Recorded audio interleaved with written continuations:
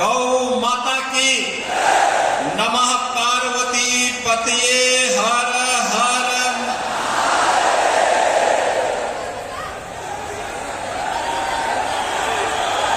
बंजारा कुंभ के आज के समारोह कार्यक्रम में मंच पर उपस्थित राष्ट्रीय स्वयंसेवक संघ के पूर्व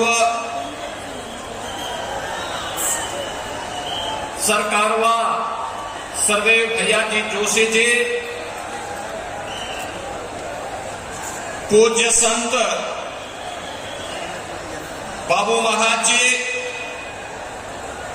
स्वामी श्याम कुमार जी,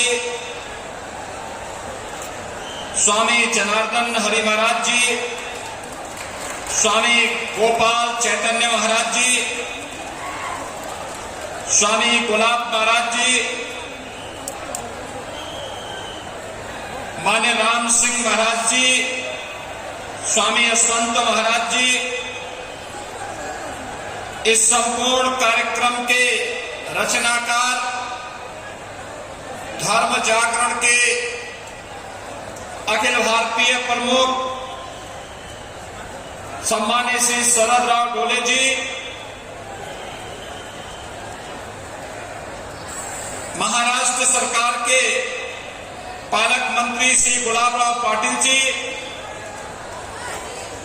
माननीय मंत्री विजय कुमार जी, अरुणकांत जी, माननीय मंत्री और लोकप्रिय एमएलए श्री गिरीश महाजन जी, श्री रक्षा खड़से जी, यहां के सभी माननीय विधायकगण, पूज्य संतजन, बंजारा समाज और उनके प्रति सद्भावना रखने वाले धर्म जागरण विभाग से जुड़े हुए हमारे सभी उपस्थित भाइयों बहनों, आप सबका आज के इस कुंभ के आयोजन में मैं उत्तर प्रदेश की जनता की ओर से हृदय से अभिनंदन करता हूं, स्वागत करता हूं।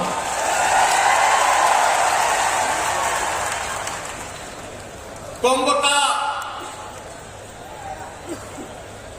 तात्विक जो भाव है वह सर्व सिद्धि प्रद कुंभ ही है, यानी जो सभी प्रकार की कामनाओं की पूर्ति कर दे, सभी प्रकार की सिद्धियां उपलब्ध करवा दे, वही कुंभ कहलाता है। और बंजारा कुंभ ने आज ये साबित कर दिया है कि अब भारत माता की रक्षा करने के लिए उसके पूज्य संतों, ऋषियों, महापुरुषों और क्रांति वीरों के संकल्प को अब धर्म जागरण के माध्यम से सिद्धि की पराकाष्ठा तक पहुंचाने का कार्य करेगा। और आज का ये समारोह इस बात का उद्घोष कर रहा है। भाइयों बहनों, हम सबको, हर भारतवासी को सनातन धर्म पर गौरव की अनुभूति करनी चाहिए। आज से 5000 वर्ष पहले हमारा पवित्र ग्रंथ इस बात का उल्लेख करता है, दुर्लभम भारते जन्म मानुषम तत्र दुर्लभम, यानी भारत में जन्म लेना दुर्लभ है और उसमें भी मनुष्य के रूप में जन्म लेना अत्यंत दुर्लभ है। यानी हसाली है कि विश्व मानवता को राह दिखाने वाले भारत की धरती पर न केवल हमने जन्म लिया है, बल्कि दुनिया के सबसे प्राचीन धर्म सनातन धर्म जो दुनिया के मानवता के कल्याण का मार्ग प्रशस्त करता है, उसके रूप में जन्म लेने का सौभाग्य हम सबको प्राप्त हुआ है। हम सबके लिए गौरव की बात होनी चाहिए। भाइयों बहनों, चाहिए। सनातन धर्म का मतलब है मानव धर्म, क्योंकि यही तो संदेश देता है दुनिया को। दुनिया में मित्र कहीं नहीं देखने को मिलता है जो कोई एक घोष कर सकता हो कि अयम निज परोवेति गणना लघु चेतसाम उदार चरिता नाम। तो वसुधैव कुटुंबकम का उद्घोष अगर कोई कर सकता है, हमारा सनातन धर्म ही कर सकता है। और सनातन धर्म के साथ छेड़छाड़ करने का मतलब मानवता के जीवन के साथ खिलवाड़ करना है। जो लोग अवैध धर्मांतरण के माध्यम से राष्ट्रांतरण की कुत्सित मंशा के साथ भारत के अंदर कार्य करना चाहते हैं, उनकी मंशा कभी सफल नहीं होने वाली है, कभी सफल नहीं होने वाली। जागृत समाज उठ खड़ा हुआ है, आज हम उठ खड़े हुए हैं। ये देश अपनी आजादी का अमृत महोत्सव मना रहा है और आजादी के अमृत महोत्सव वर्ष में भाइयों बहनों, आज आपने देखा होगा भारत जिस तेजी के साथ विकास की नित नई ऊंचाइयों को प्राप्त कर रहा है। विगत 8 वर्ष के दौरान प्रधानमंत्री मोदी जी के नेतृत्व में एक नया भारत बना है। जिस ब्रिटेन ने 200 वर्षों तक भारत में शासन किया था, उस ब्रिटेन को पछाड़ करके आज भारत दुनिया की 5वीं बड़ी अर्थव्यवस्था बन गया है और बहुत शीघ्र 4थी अर्थव्यवस्था भारत होगा दुनिया की। कुछ ही वर्षों में भारत दुनिया की 3री अर्थव्यवस्था होगा। और जिस तेजी के साथ जिन सनातन मूल्यों की रक्षा करते हुए, मानवता के कल्याण का मार्ग प्रशस्त करते हुए भारत की सरकार कार्य कर रही है, 140 करोड़ का भारत प्रधानमंत्री मोदी जी के नेतृत्व में होता है। भाइयों बहनों, कोई कारण नहीं, अगले कुछ वर्षों के अंदर भारत दुनिया की टॉप की अर्थव्यवस्था में होगा, इसमें कोई संदेह किसी को अब नहीं होना चाहिए। आजादी के अमृत महोत्सव वर्ष में भारत को दुनिया के उन 20 बड़े देशों का नेतृत्व करने का भी अवसर प्राप्त हो रहा है जिन्हें G20 के देश कहा जाता है। भाइयों बहनों, G20 के वे देश हैं जहां दुनिया की 60% से अधिक आबादी निवास करती है, जहां पर दुनिया के 75% से अधिक व्यापार पर जिनका नियंत्रण है, 85% से अधिक अर्थव्यवस्था पर जिनका अधिकार है और 90% से अधिक पेटेंट पर जिनका अधिकार है। ये वही G20 के देश हैं और प्रधानमंत्री मोदी जी के नेतृत्व में भारत उनका नेतृत्व वर्तमान में कर रहा है। यह हर भारतवासी के लिए गौरव की बात भी होनी चाहिए और यही आपके वोट की ताकत भी है। भारत को एक गौरव मिल रहा है, हर भारतवासी को गौरव मिल रहा है और इसीलिए जहां यह भारत की ताकत अब वैश्विक मंच पर दिखाई दे रही है, वहीं याद करिए अमृत महोत्सव के मुख्य आयोजन में प्रधानमंत्री मोदी जी ने हर भारतवासी को पंचप्रण की याद दिलाई थी। एक पंचप्रण, गुलामी के अंश को सदैव को के लिए समाप्त करना। आपने देखा होगा राष्ट्रपति भवन के मुगल गार्डन का नाम अब अमृत उद्यान हो गया है। और मैं उत्तर प्रदेश से आया हूं ना, सरदेव भैयाजी जोशी जी यहां मंच पर हैं। अयोध्या में 500 वर्षों का इंतजार समाप्त करके भगवान राम का भव्य मंदिर का निर्माण भी हो रहा है। 500 वर्षों में न जाने कितने संघर्ष हुए, न जाने लाखों हिंदुओं को बलिदान देना पड़ा, पूज्य संतों को अपने आप को बलिदान देना पड़ा। लेकिन राष्ट्रीय स्वयंसेवक संघ के नेतृत्व में, पूज्य संतों के मार्गदर्शन में जब आंदोलन आगे बढ़ा, आज जब देश के अंदर भारत की सोच रखने वाली सरकार आई, अयोध्या में भगवान राम के भव्य मंदिर के निर्माण का मार्ग प्रशस्त हो गया। भव्य मंदिर का निर्माण कार्य इस वर्ष के अंत तक पूरा हो जाएगा और रामलीला अगले वर्ष के प्रारंभ में ही अपने भव्य मंदिर में विराजमान हो जाएंगे। हर भारतवासी काशी में काशी विश्वनाथ धाम पूरी भव्यता के साथ हम सबको अपनी ओर आकर्षित कर रहा है। जो पहले 5 फुट की संकरी गली थी, आज प्रधानमंत्री मोदी जी के नेतृत्व में 50 मीटर का चौड़ा गलियारा बन गया है। 1 लाख श्रद्धालु एक समय में वहां आ सकते हैं। ऐसे ही महाकाल का महालोक है, केदारनाथ धाम का, और देश के अंदर भारत की सांस्कृतिक और आध्यात्मिक व्यवस्था परंपरा से जुड़े हुए इन पवित्र स्थलों के पुनरुद्धार का कार्य हो रहा है। यह है विरासत के प्रति सम्मान का भाव।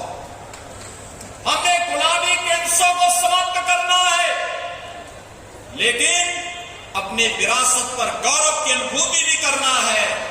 और इसी विरासत पर गौरव की अनुभूति करने के लिए भगवान श्री कृष्ण ने कहा था, स्वधर्मे निधनम श्रेय पर धर्मो भयावह। अपना धर्म चाहे जैसे भी हो उसमें मरना भी श्रेयकर है, लेकिन दूसरे का धर्म हमेशा भय कारक होता है, भय कारक होता है। भाइयों बहनों, जो लोग धर्मांतरण करवा करके राष्ट्रांतरण की कुत्सित मंशा के साथ घुसपैठ करना चाहते हैं, इनकी इस कुत्सित मंशा को सफल नहीं होने देना है। हमें एकजुट होकर के कार्य करना है, एकता के साथ कार्य करना है, मिलकर के कार्य करना है, एक भारत श्रेष्ठ भारत के निर्माण के लिए कार्य करना है। हम सबको मिलकर के अपनी एकता के माध्यम से सबका साथ, सबके विकास, सबका विश्वास और सबके प्रयास के इस मूल मंत्र को अंगीकार करना है और इसको अपने जीवन का हिस्सा बनाना होगा।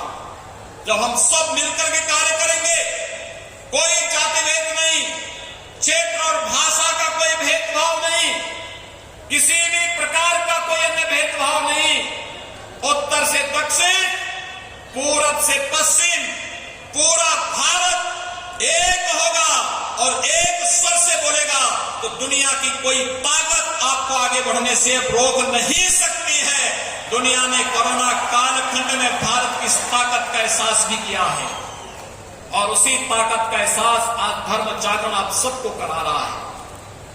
बंजारा समाज हमारा आदि समाज है, इसने सम और विषम परिस्थितियों में कार्य किया है। देश की आजादी की लड़ाई रही हो, धर्म की स्थापना के किसी भी अभियान का रहा हो, विदेशी आक्रांताओं के खिलाफ लड़ने का कार्य रहा हो, बंजारा समाज कभी अपने आप को पीछे नहीं किया है। हमेशा अग्रिम पंक्ति की सेना बनकर के वो लड़ता रहा है, जूझता रहा है और यही काम रहा है कि उसे बदनाम करने के लिए ब्रिटिश शासन काल में तमाम और मुगल काल में भी तमाम तोहमत उसके ऊपर डाली गई, लेकिन अब देश स्वतंत्र है। अब हरेक को गले लगाने की आवश्यकता है। और भाइयों बहनों, मैं इसीलिए आज आप सबको मैं बताना चाहता हूं, उत्तर प्रदेश देश की आबादी का सबसे बड़ा राज्य है। उत्तर प्रदेश के अंदर कोई धर्मांतरण नहीं कर सकता है। अगर वहां धर्मांतरण करेगा तो उसे 10 वर्ष तक की सजा है। पहले किसी ने किया होगा, उसको अब सजा हो रही है। और यही नहीं है, देखिए उत्तर प्रदेश में दंगे भी बंद हो गए। अब वहां दंगे नहीं होते, पर्व और त्योहारों में कोई व्यवधान नहीं डालता है, क्योंकि उसे मालूम है अगर कोई करेगा अगले दिन हर चौराहे पे उसकी फोटो लग जाएगी और तीसरे दिन बाप दादों की पूरी कमाई सरकार के कब्जे में आ जाएगी और फिर सड़क पे उसको कटोरा लेकर के दर दर की ठोकर खाना पड़ेगा। लेकिन साथ साथ अब कोई धर्मांतरण नहीं कर सकता, 10 वर्ष की सजा है। ऐसे ही गौ माता पर कोई क्रूरता नहीं कर सकता, गौ हत्या नहीं कर सकता, गौ मांस कहीं परोस नहीं सकता है। अगर करेगा 10 वर्ष की सजा का प्रावधान कर दिया गया है और सख्त कार्रवाई का प्रावधान कर दिया गया है। हम भेदभाव किसी के साथ नहीं करेंगे, लेकिन आस्था के साथ खिलवाड़ भी कतई बर्दाश्त नहीं करेंगे। यह भी सरकार की मंशा है, उसी भाव के साथ हम कार्य भी कर रहे हैं। और आज मैं आप सबको ही कहने के लिए आया हूं, यहां पर देश भर से आया हुआ बंजारा समाज के प्रतिनिधि यहां पर आए हुए हैं। मैं उन सबसे इस बारे में कहूंगा, याद रखना, भारत के अंदर हम सब मिलकर के रहेंगे। अगर हमारा देश सुरक्षित है, हम सब सुरक्षित हैं। दुनिया के अंदर कौन ऐसी जाति, मत और मजहब है जिसको उसकी विपत्ति के समय, उसके संकट के समय हमारे सनातन धर्म ने और हमारे देश ने उन्हें संरक्षण न दिया हो। हमने अतिथि देवो भव के भाव को सदैव प्राथमिकता दी है, लेकिन अगर कोई इसका दुरुपयोग करके आज जनसांख्यिकी परिवर्तन करने का प्रयास करेगा, तो फिर स्वाभाविक रूप से उसका भुक्तभोगी भी उसको बनना ही पड़ेगा। और इसके लिए कानून है, कानून के दायरे में ला करके सख्त कार्रवाई करनी पड़ेगी। इस बारे में हम सबको मिलकर के कार्य करना होगा। और मैं बंजारा समाज के अपने भाइयों से कहूंगा कि एक बार फिर से अंगड़ाई लेने की आवश्यकता है, अपने पौरुष को जगाने की आवश्यकता है, समाज को पढ़ाने लिखाने की आवश्यकता है। धर्म जागरण के सानिध्य में रह करके सनातन धर्म के मूल्यों और आदर्शों का अनुपालन करते हुए, अपने पूज्य संतों का सानिध्य लेते हुए, उनका मार्गदर्शन लेते हुए अगर हम मिलकर के कार्य करेंगे, तो हमारी एकता के माध्यम से कोई हमारी जनसांख्यिकी परिवर्तन करने का दुस्साहस नहीं कर सकता, कोई धर्मांतरण करने का दुस्साहस नहीं कर सकता। याद रखना, उत्तर प्रदेश का जो धर्मांतरण के विरुद्ध कानून हमने बनाया है, उस कानून में व्यवस्था हमने जरूर दी है कि अगर किसी कालखंड में कोई हिंदू किसी अन्य मत और मजहब में चला गया, वो वापस आना चाहता है, उस पर एक कानून लागू नहीं होगा, वो वापस आ सकता है, उसकी घर वापसी हो सकती है, लेकिन वह किसी अन्य धर्म में नहीं जा सकता। और यह व्यवस्था जो दी है, उस व्यवस्था को हम सब मान करके कार्य करेंगे, तो न केवल देश के अंदर अपने आप ही सनातन धर्म तो सबकी सुरक्षा का कवच है। हर जाति, हर मत, हर मजहब, हर क्षेत्र, हर भाषा और विश्व मानवता के कल्याण का मार्ग भी यही प्रशस्त कर सकता है। और उसी भाव के साथ आज यहां पर ये बंजारा कुंभ का आयोजन जिस भव्यता के साथ पिछले 6 दिनों से हो रहा है, मैं अभिनंदन करूंगा धर्म जागरण का। जिस प्रकार की भव्यता, दिव्यता देखने को मिली, पूज्य संतों का सानिध्य प्राप्त हुआ और बड़ी मात्रा में हर मत, मजहब, हर मत और संप्रदाय से जुड़े हुए पूज्य संतों ने आकर के, कई राज्यों से लोगों ने आकर के, प्रतिनिधियों ने आकर के इसमें अपनी सहभागिता सुनिश्चित की है। यह अभिनंदनीय है, सराहनीय है। धर्म जागरण के इस पूरे अभियान के प्रति मेरी शुभकामनाएं हैं और मैं उनका आह्वान करूंगा, इस गति को और तीव्रता के साथ आगे बढ़ाने की आवश्यकता है। इस पूरे कार्यक्रम को एक राष्ट्रीय अभियान के रूप में चलना चाहिए, एक मिशन मोड पर इसे आगे बढ़ाने की आवश्यकता है। इस पूरे कार्यक्रम को मेरी पूरी शुभकामनाएं हैं। इस विश्वास के साथ आज इस बंजारा कुंभ के आयोजन में उपस्थित सभी पूज्य संतों का एक बार फिर से अभिनंदन करते हुए, आप सभी बंधुगण जो देश के कोने कोने से आए हैं, आप सबका भी मैं यहां पर इस अवसर पर अभिनंदन करता हूं। आप सबके प्रति अपनी शुभकामनाएं देते हुए अपनी वाणी को देता हूं विराम। जय जय श्री राम, जय जय श्री राम। सियावर रामचंद्र की धन्यवाद योगी जी, आपके इसी संबोधन से धर्म संस्कृति तत्वों का पालन करने के लिए हम सब वचनबद्ध हैं।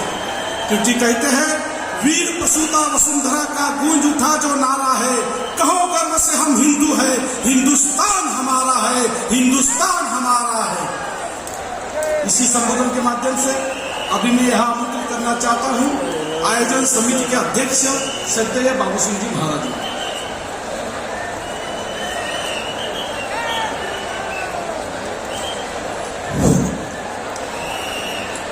सांभळो भाई, जरा गर्भ